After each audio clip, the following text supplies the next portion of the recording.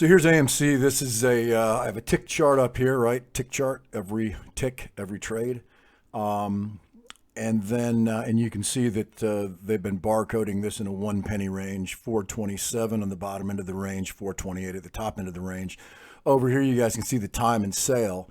So in theory and in practice in the old days, every time you saw a trade go off over here, you should see a tick, right? If it's in the lit exchange and you're seeing all the trading activity, every single time you see these lines start to shift, you would see this move, or even if it's trading sideways, you'd see some movement in the line, right? You'd see this chart move like it just did. So when you take a look at the relative inactivity here in the tick chart, and you take a look at this, especially at times, you guys can see right here what says burst basket. If this thing gets really gnarly and they need to, it starts to get away from them to the upside, you'll see them come in with just a tremendous number of trades here in the time and sale that are classified under this condition as burst basket. Anyway, you guys can see all this. Also, you can see, obviously, instead of trading at the penny, a lot of the trades, most of the trades, there you go, a little action there, will go off at increments of like this one, 4.2605, 4.2667, 4.2688. So that's the way they're able to, so they just stepped it down to the next penny down range. So after a very long period of this 427 to 428 1 penny range, they just stair stepped it down. So now we're 426 to 427 1 penny range. But still, you guys can see they're starting to reflect a little bit more here, but still nothing like the trades that if everything was lit exchange and true supply and demand, the way it would move this tick chart if we were watching a real market. So what we're doing behind the scenes is we're just tracking all this stuff and letting them do their thing, and then I'm going to include it in the whistleblower report. I'm working with someone behind the scene who's way better equipped to dive into the granularity of exactly what's going on over here.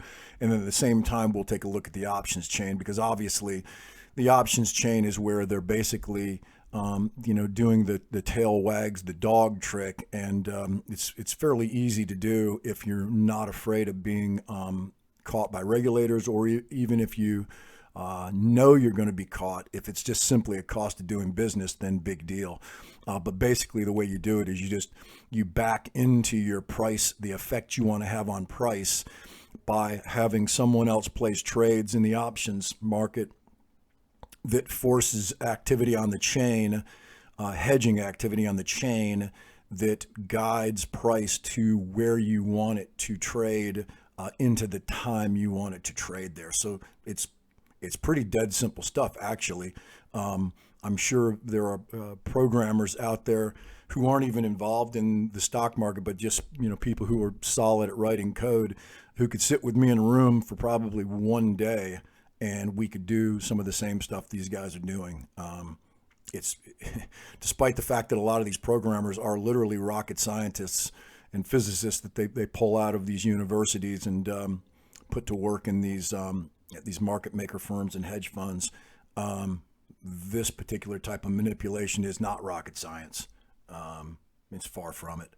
But this is another thing you can look at if you guys want to try to see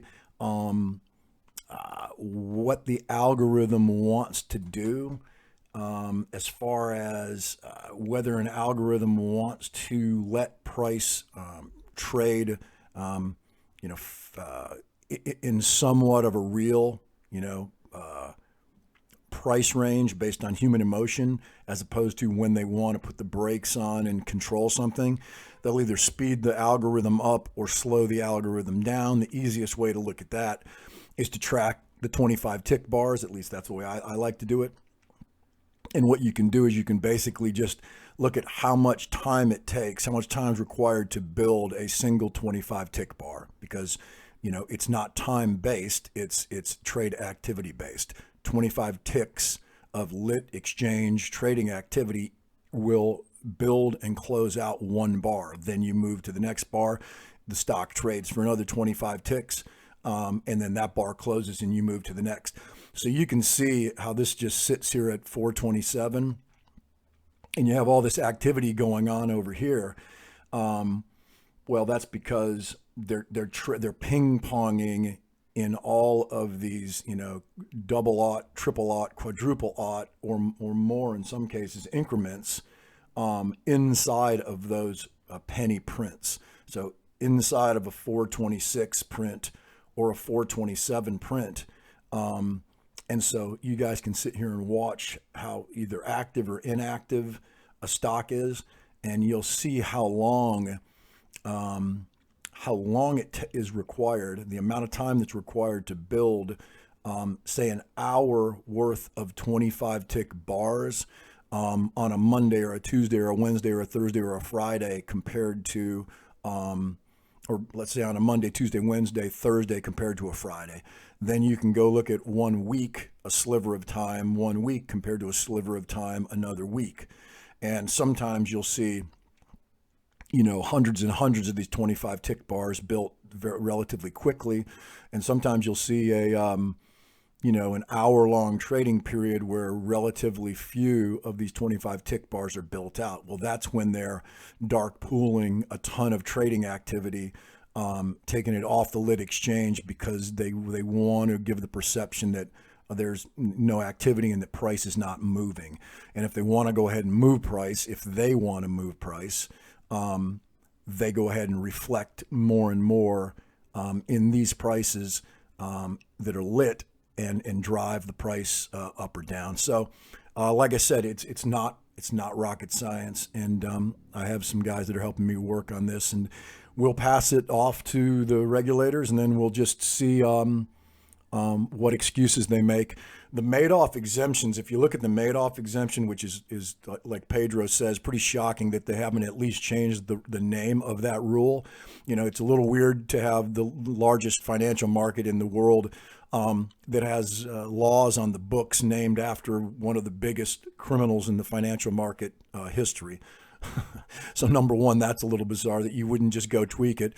They rename streets all the time. Why wouldn't you rename the rule? So that's number one, pretty bizarre. Number two, if you guys look at how many different ways that they're allowed to cheat, and I'm talking about specifically the market makers, based on rules that are buried inside that Madoff exemption. It's not like the Madoff exemption is one thing.